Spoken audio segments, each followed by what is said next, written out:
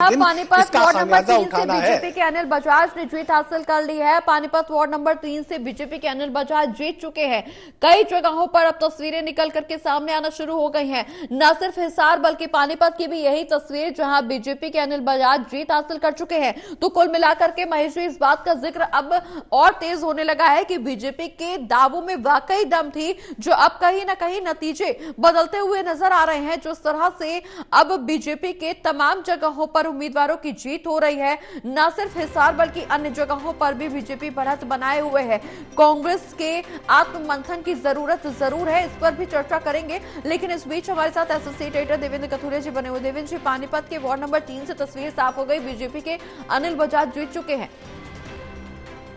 बिल्कुल, देखिए प्रगति 3 वार्ड 1 से अनीता परूथी 3209 वोटों से जीती, वार्ड 2 से काजल शर्मा बीजेपी की जीती, वार्ड 3 से अनिल बजाज जीत के। और चौथी खबर हैरान कर देने वाली है। चौथी खबर बागी अंजलि शर्मा थी, जिसको टिकट नहीं मिला था, पिछली बार पार्षद थी। अंजलि शर्मा हरीश शर्मा की बेटी है। तो अंजलि शर्मा पिछले सदन में बीजेपी की पार्षद थी, इस बार टिकट कटा, वो बागी होकर लड़ी और जीत गई हैं। वार्ड 4 से अंजलि शर्मा बागी बीजेपी प्रत्याशी चुनाव जीत गई हैं। उन्होंने बीजेपी प्रत्याशी को हराया वार्ड 4 से। तो पहली 3 सीटें बीजेपी के खाते में, चौथी अंजलि शर्मा बागी, जो 5 बागी खड़े हुए थे, मैं बार बार कह रहा था कि वो बीजेपी के लिए दिक्कत पैदा कर सकते हैं। अंजलि शर्मा जीत गई है 1100-1200 वोटों से, लेकिन जीत गई है वो चुनाव। अभी बाकी वार्ड एक सीरियल वाइज यहाँ पे गिनती हो रही है पानीपत में। जी बिल्कुल अनिल जी, लेकिन इस बीच खास बात ये भी कि कोमल सैनी आगे चल रही है, मेयर पद की उम्मीदवार, और काफी ज्यादा प्रचार प्रसार इनकी तरफ से किया गया। और न सिर्फ इनकी तरफ से बल्कि इनके पक्ष में महिपाल डांडा को भी हमने देखा कि जो शिक्षा मंत्री है, कई जगहों पर प्रचार प्रसार करते हुए नजर आए। आपने भी कई बार उनसे बातचीत की और उस दौरान भी जीत के दावे जरूर किए गए, न सिर्फ कोमल सैनी की तरफ से बल्कि बीजेपी के तमाम दिग्गज नेताओं की तरफ से कि ये ऐसी कर्मठ कर्मचारी बीजेपी की पार्टी में जो जीत की हकदार मानी जा रही थी और आखिरकार फिलहाल आगे चल रही हैं। बिल्कुल बिल्कुल, देखिए प्रगति, एक चीज मैं देख रहा हूँ, जैसे शुरुआत में आपने ही 2 दर्शकों को बताया कि 2 जो शुरुआती परिणाम थे निर्दलीय ने जीते, भवानी खेड़ा और सीवन की बात कर रहे थे। तो आप देखिए पानीपत में यही स्थिति थी। कई कांग्रेस विचारधारा वाले जो कांग्रेस में रहे हैं, उन्होंने कांग्रेस के टिकट पे लड़ने से इनकार कर दिया। उन्होंने कहा ठीक है, कांग्रेस समर्थन करे, हम अपने चेहरे पर लड़ेंगे। पानीपत में ऐसा हुआ है। और अभी तक जो 4 परिणाम आए हैं, 3 बीजेपी को और 1 चौथी बागी प्रत्याशी थी बीजेपी की, वो जीती है। मतलब कांग्रेस के हाथ अभी कुछ नहीं लगा, लेकिन सब जगह कांग्रेस ने अपने उम्मीदवार घोषित नहीं किए थे, कांग्रेस उम्मीदवार थे ही नहीं। और जो कांग्रेस से जुड़े लोग थे, उन्होंने भी अपने चेहरे पे, चूंकि उम्मीदवार घोषित कर नहीं रही थी कांग्रेस, बीजेपी के 10 दिन के बाद उन्होंने अपने उम्मीदवार उतारे, मेयर भी पानीपत की। लेकिन कई लोगों ने अपने चेहरे पे चुनाव लड़ा, ये कहा कि ठीक है हम कांग्रेस समर्थन दे, लेकिन अपने चेहरे पे चुनाव लड़ेंगे। तो कांग्रेस की ये स्थिति थी। अभी 4 सीटों का अनाउंसमेंट हुई है जो जीते हैं, 3 बीजेपी को, 1 निर्दलीय बागी।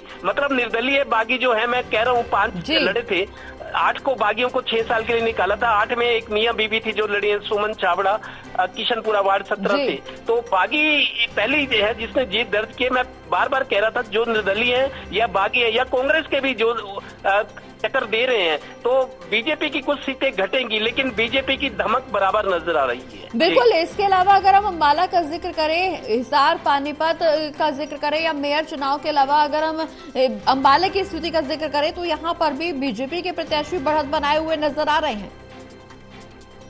बिल्कुल, देखिए जहां से भी हम देखें, बीजेपी में पहले से कह रहा था प्रीमियम है और डिमांडिंग पार्टी है, क्योंकि ये सियासी परिस्थितियां थी बीजेपी के अनुकूल। पूरी फौज, मनोहर लाल केंद्रीय मंत्री, मुख्यमंत्री जगह जगह घूम रहे थे। पानीपत 2 बार आए और अब प्रदेश अध्यक्ष मोहनलाल बड़ोली, प्रदेश प्रभारी, मीटिंगें गुरुग्राम में, करनाल में, चंडीगढ़ में, दिल्ली में, मीटिंगों पर मीटिंग। दिल्ली विधानसभा के साथ ही बीजेपी ने तैयारियां शुरू की थी निकाय चुनाव की, और उसका रिजल्ट अब मिलता हुआ दिख रहा है। मेरे को लगता है बहुत ज्यादा, जैसा कि क्लीन स्वीप मैं बार बार कहा करता था, जो हालात थे, कांग्रेस जितनी कमजोर, कांग्रेस के बारे में ये कह सकते हैं कांग्रेस सुसाइडल स्टेप उठा रही है, आत्मघाती कदम बार बार उठा रही है, चाहे लोकसभा चुनाव थे, चाहे विधानसभा, चाहे निकाय। क्योंकि एक संगठन ही नहीं है, कोई जिम्मेदारी लेने को तैयार नहीं है, कोई लड़ने को तैयार नहीं था। पानीपत की बात करें और जगह उम्मीदवार लड़ना नहीं चाहते थे हाथ के निशान पर। उनको ये लगता है इससे अच्छा तो अपने चेहरे को इस्तेमाल किया जाए, अपने चेहरे के भरोसे चुनाव लड़ा जाए। तो ये स्थिति थी।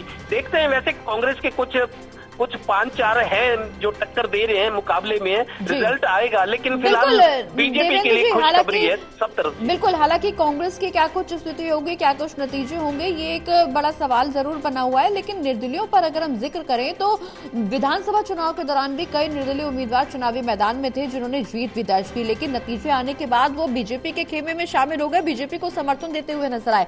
क्या ये तस्वीर निकाय चुनाव में भी देखने को मिल सकती है?